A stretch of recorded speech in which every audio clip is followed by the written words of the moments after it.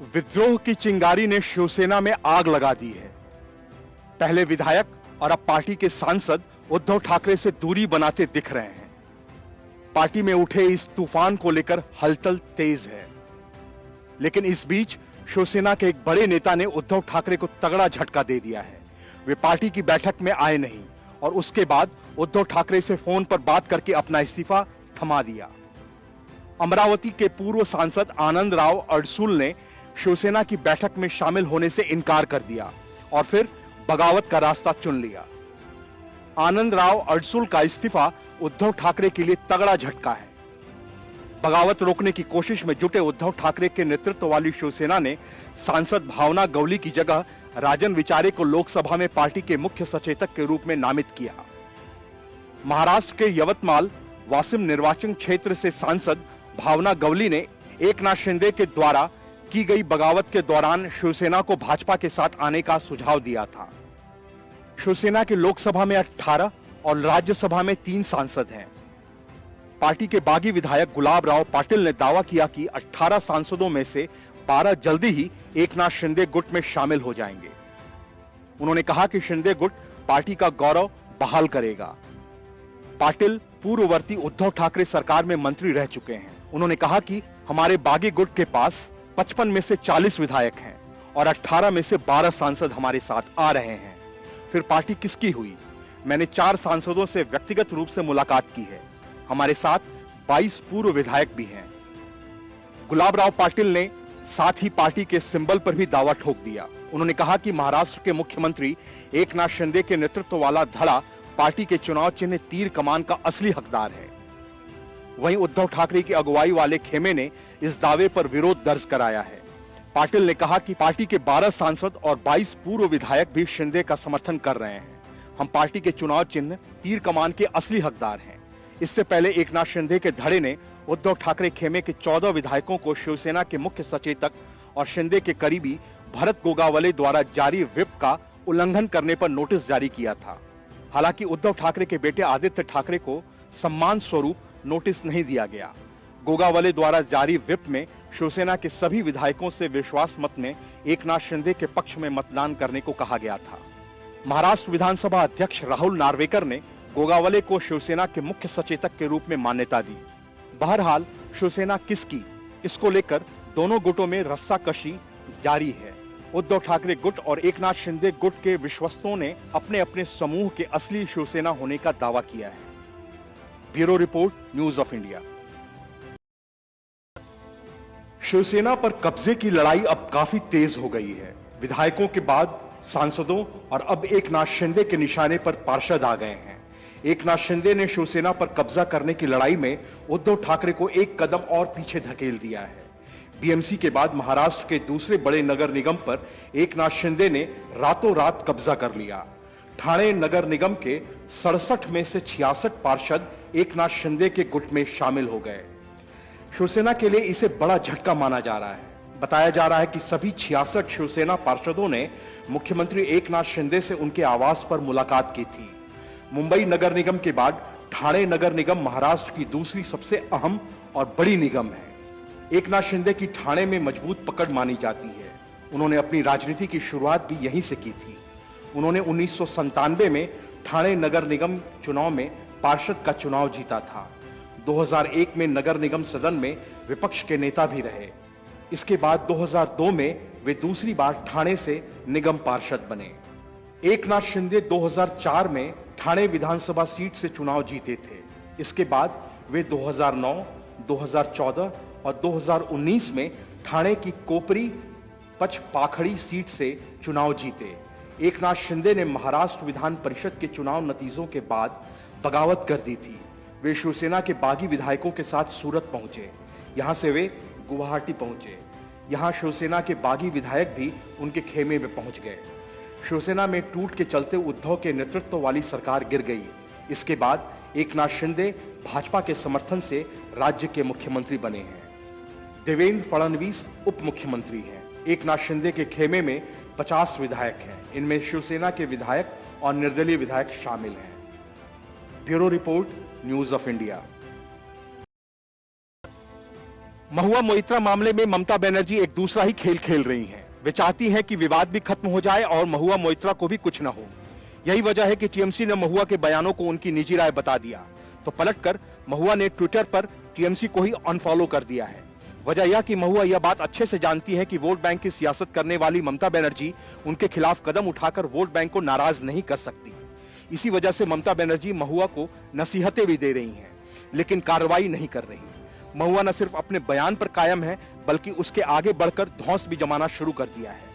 अब महुआ मोइत्रा ने कहा है कि मैं ऐसे भारत में नहीं रहना चाहती जहां सिर्फ भाजपा का पितृसत्तात्मक ब्राह्मणवादी दृष्टिकोण हावी रहेगा और बाकी लोग धर्म के इर्द गिर्द घूमते रहेंगे। मैं मरते दम तक अपने बयान का बचाव करती रहूंगी। तुम जितना चाहे एफआईआर दर्ज करवा लो, मैं हर बार इसका कोर्ट में सामना करूंगी। महुआ ने कहा कि वह भाजपा को उन्हें गलत साबित करने की चुनौती देती है। बंगाल में जहां उन्होंने मामला दर्ज करवाया है, वहां से 5 किलोमीटर के भीतर एक काली मंदिर है जहां देवी की पूजा की जाती है। इसके अलावा उन्होंने उज्जैन के काल भैरव मंदिर और असम के कामाख्या मंदिर का हवाला देते हुए दोनों राज्यों की भाजपा सरकारों को उनके विरोध में हलफनामा दाखिल करने की चुनौती दी कि मोइत्रा के खिलाफ एक मामला भोपाल में भी दर्ज किया गया है।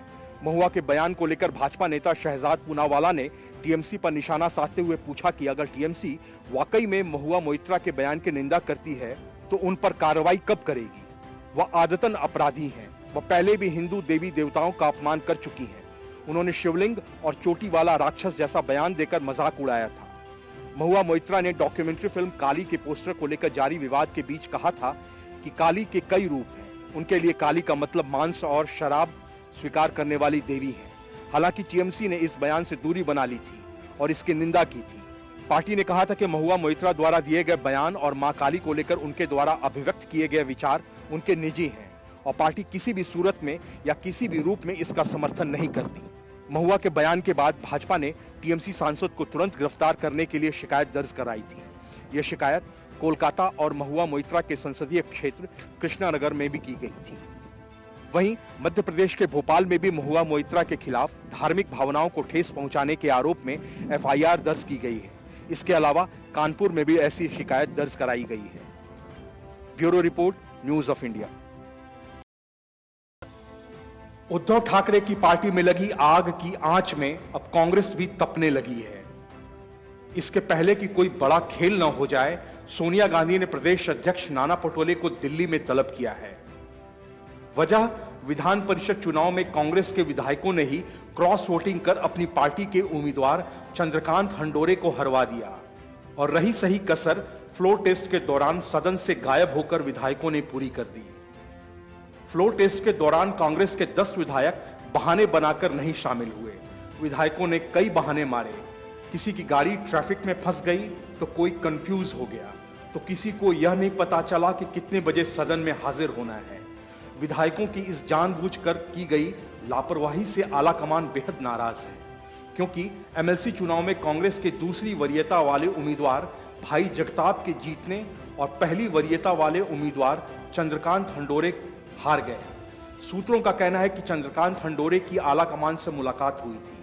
वहीं इस मामले को लेकर महाराष्ट्र के कांग्रेस अध्यक्ष नाना पटोले को दिल्ली बुलाया गया है और ऐसे संकेत मिल रहे हैं कि जल्द ही क्रॉस वोटिंग में शामिल विधायकों पर कड़ी कार्रवाई की जाएगी। एमएलसी चुनाव के लिए कांग्रेस ने 2 प्रत्याशी दिए थे, एक दलित समुदाय से चंद्रकांत हंडोरे और एक मराठा नेता और मुंबई कांग्रेस के अध्यक्ष भाई जगताप। कांग्रेस की तरफ से तय किया गया था कि चंद्रकांत पहले और जगताप दूसरे वरीयता में होंगे। सूत्रों का कहना है कि प्रदेश में एक बड़ा तबका है जो मानता है कि अगर महाराष्ट्र में चंद्रकांत हंडोरे की हार पर आलाकमान जल्द कोई कार्रवाई नहीं करेगा तो दलित समाज में गलत संदेश जाएगा। फ्लोर टेस्ट के दौरान नदारद रहने वाले कांग्रेस के 10 विधायकों को लेकर भी आलाकमान ने रिपोर्ट मांगी है। महाराष्ट्र में कांग्रेस के पास 44 विधायक हैं। दिल्ली में प्रदेश अध्यक्ष नाना पटोले ने कहा कि हम सरकार में थे, फ्लोर टेस्ट में आना उतना ही जरूरी था। आलाकमान ने इसका संज्ञान लिया है। नाना पटोले ने आलाकमान से मिलने का समय मांगा है। 4 जुलाई को हुए फ्लोर टेस्ट के दौरान कांग्रेस के 10 विधायक नहीं पहुंच पाए थे। इस मामले को लेकर महाराष्ट्र के कांग्रेस प्रभारी एच.के. पाटिल ने कांग्रेस विधायक दल के नेता बालासाहब थोराट से रिपोर्ट भी मांगी है। Bureau report, news of India.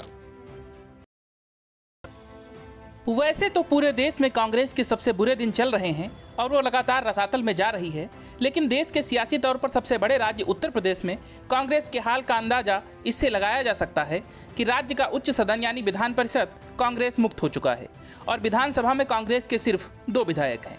लेकिन इतना सब कुछ कम था जो अब राज्य में कांग्रेस के नेताओं पर भी गाज गिरने लगी है। फिल्म अभिनेता और दिग्गज कांग्रेसी नेता राज बब्बर को एमपी एमएलए कोर्ट ने 2 साल की सजा सुनाई है। इसके साथ ही कोर्ट ने उन पर 8,500 रुपए का जुर्माना भी लगाया है।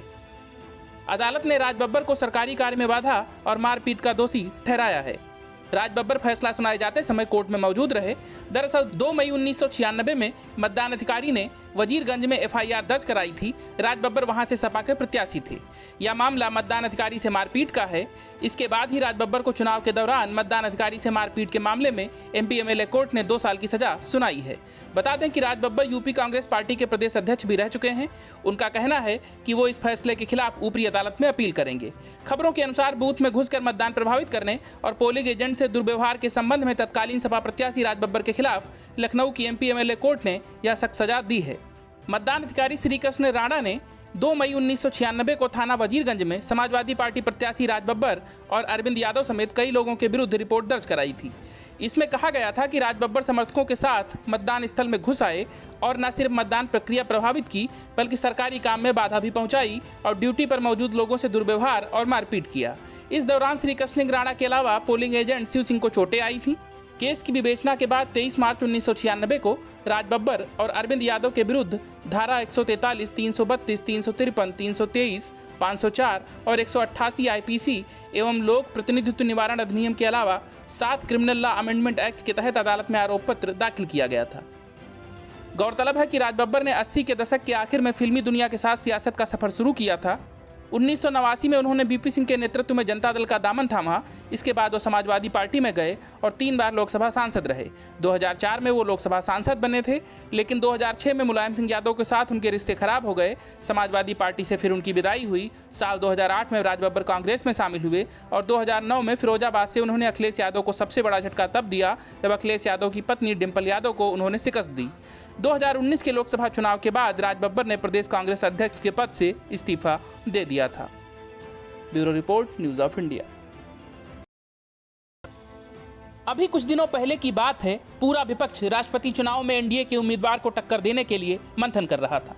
क्योंकि शरद पवार ने राष्ट्रपति चुनाव में विपक्ष का उम्मीदवार होने से मना कर दिया था, तभी पश्चिमी बंगाल की मुख्यमंत्री ममता बनर्जी ने जम्मू कश्मीर के पूर्व मुख्यमंत्री फारूक अब्दुल्ला का नाम आगे कर दिया और बाकी विपक्ष भी उनके नाम पर सहमत था। लेकिन भला हो कि फारूक अब्दुल्ला ने खुद ही अपना नाम वापस ले लिया, वरना जरा सोच कर देखिए कि भारत के राष्ट्रपति यानी देश के सर्वोच्च पद के लिए उस शख्स का नाम आगे होता जिसे देश की आन बान शान राष्ट्रीय ध्वज से ही नफरत है। ठीक सुना आपने। दरअसल नेशनल कॉन्फ्रेंस के नेता और जम्मू कश्मीर के पूर्व मुख्यमंत्री फारूक अब्दुल्ला ने तिरंगे पर बेहद बेतुका बयान दिया है। हर घर तिरंगा के सवाल पर जवाब देते हुए फारूक ने गुस्से में कश्मीरी भाषा में जवाब देते हुए कहा कि उसे अपने घर पर ही रखना। फारूक के इस बयान के बाद विवाद गहरा गया है। भाजपा के राष्ट्रीय महासचिव सीटी रवि ने फारूक को गद्दार तक कह दिया और उन्हें जेल में डालने की मांग कर दी। फारूक अब्दुल्ला ने जम्मू कश्मीर के श्रीनगर में यह बेतुका बयान पत्रकारों के सवाल का जवाब देते हुए दिया। फारूक ने लगभग झुंझुलाकर तिरंगे पर अपमानजनक शब्द कह डाले। दरअसल एक पत्रकार ने उनसे सवाल पूछ लिया कि जम्मू कश्मीर में चलाए जा रहे हर घर तिरंगा मुहिम पर वे क्या कहना चाहेंगे। जवाब में फारूक ने कश्मीरी भाषा में कहा, पन्निकेरी थाओ। इसका हिंदी में मतलब होता है कि अपने घर पर ही रखना। गौरतलब है कि जम्मू कश्मीर के ग्रामीण विभाग ने एक आर्डर जारी कर हर घर तिरंगा अभियान को सफल बनाने की अपील की है। वहीं फारूक का यह वीडियो सोशल मीडिया पर तेजी से वायरल हो रहा है। लोग फारूक के बयान पर अपनी भड़ास निकाल रहे हैं। भाजपा ने फारूक अब्दुल्ला के बयान को बेहद बेतुका करार दिया है। भाजपा के राष्ट्रीय महासचिव सीटी रवि ने ट्वीट में उनका वीडियो शेयर किया और लिखा, यह गद्दार फारूक अब्दुल्ला जीवन भर जेल में बंद रहने का हकदार है। इस पाकिस्तानी कठपुतली ने हमारे राष्ट्रीय ध्वज के बारे में अपमानजनक तरीके से बोलने की हिम्मत कैसे की। वहीं इतना सब कुछ होने के बाद और इस बयान के बाद भी यूपीए की ओर से राष्ट्रपति पद के उम्मीदवार यशवंत सिन्हा कश्मीर जाएंगे और फारूक की पार्टी का समर्थन लेंगे। इस पर फारूक ने कहा कि सिन्हा 9 जुलाई को जम्मू कश्मीर आ रहे हैं और इसके बाद प्रेस कॉन्फ्रेंस की जाएगी। Bureau report, news of India.